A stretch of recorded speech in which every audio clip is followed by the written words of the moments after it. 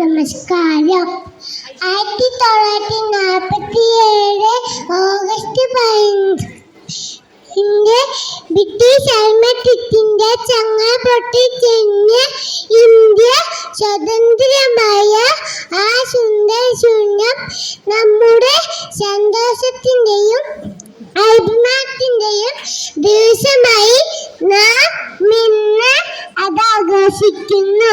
ഗാന്ധിജി, നെഹ്റുജി, സുഭാഷ് ചന്ദ്രബോസ് ഇന്ന് ദേശാഭിമാനികളെ അഭിമാനത്തോടെ ഓർക്കേണ്ട ഒരു സുദിനം കൂടിയാണിത്. ഇന്ത്യക്ക് സ്വാതന്ത്ര്യം കിട്ടിയിട്ട് 77 വർഷം പിന്നിട്ടിരിക്കുന്നു. എങ്കിലും ഇന്ത്യ ജാതിയുടെയോ മതത്തിന്റെയോ വർണ്ണത്തിന്റെയോ പേരിൽ ഇന്നും ബന്ധിതയാണ്. ഈ ബന്ധത്തിൽ നിന്നും ഇന്ത്യയെ രക്ഷിക്കുവാൻ നമ്മൾ ഒറ്റക്കെട്ടായി പ്രയത്നിക്കണം. ഇത്രയും പറഞ്ഞുകൊണ്ട് എൻ്റെ വാക്കുകൾ ചുരുക്കുന്നു.